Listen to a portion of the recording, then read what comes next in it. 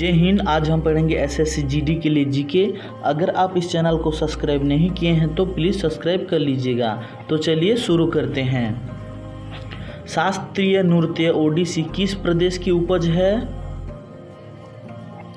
तो ये है ओडिशा प्रदेश की उपज है, इसलिए इसका आंसर हो जाएगा बी, ओडिशा। पांचवी पीढ़ी के कंप्यूटरों में क्या उपलब्ध नहीं है? तो ये निर्वात ट्यूब उपलब्ध नहीं है, इसलिए इसका आंसर हो जाएगा डी, निर्वात ट्यूब। किसी कंप्यूटर में जोड़ने, तुलना करने और मिलाने के कार्य कहाँ होते हैं? तो ये होते हैं स्मृति चिप में, इसलिए इसका आंसर हो जाएगा डी, स्मृति चिप। मोनालिसा का सुप्रसिद्ध चित्र किसने बनाया था?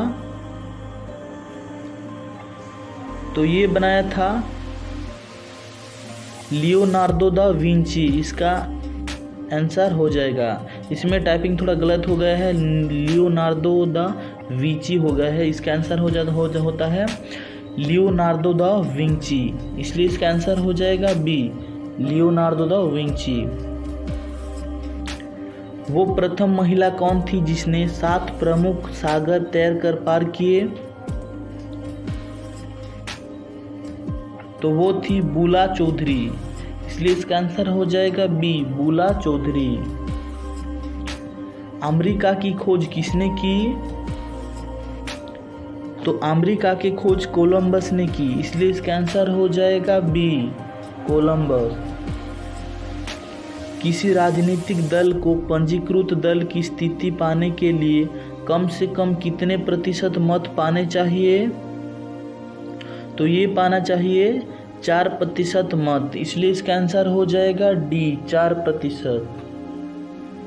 भारत के नियंत्रक एवं महालेखा परीक्षक का कार्यकाल कितने वर्षों का होता है?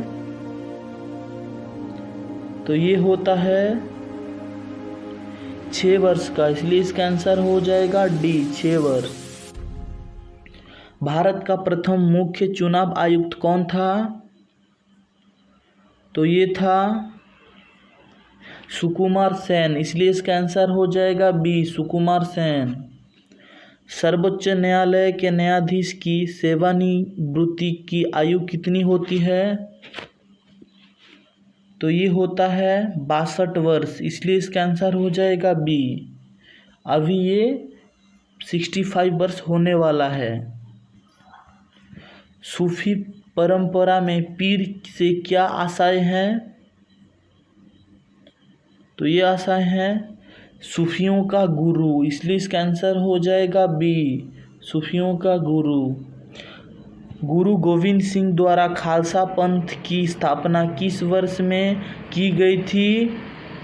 तो ये किया गया था 1699 में, 1699 में, इसलिए इसका आंसर हो जाएगा ए, 1699 में। पंचशील के सिद्धांतों का प्रस्ताव कौन था? पंचशील के सिद्धांतों का प्रस्तावक कौन था?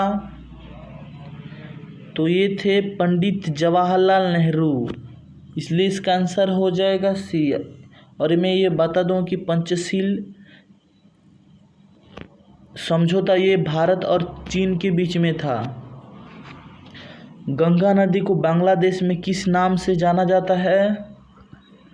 तो ये जाना जाता है पद्मा नाम से, इसलिए इसका आंसर हो जाएगा ए, पद्मा। 12 अप्रैल 1944 को सुभाष चंद्र बोस ने एक नगर में भारतीय राष्ट्रीय सेना का झंडा फहराया था। वो नगर इस समय किस राज्य तथा केंद्र शासित प्रदेश में है? तो ये है मणिपुर राज्य में, इसलिए इसका आंसर हो जाएगा सी, मणिपुर। आई होप ये सारे क्वेश्चन आपको समझ में आया होगा। अगर ये वीडियो आपको पसंद आया है तो प्लीज़ वीडियो को लाइक कर दीजिए और चैनल को सब्सक्राइब कर दीजिए। मिलेंगे नेक्स्ट क्लास में, तब तक के लिए जय हिंद।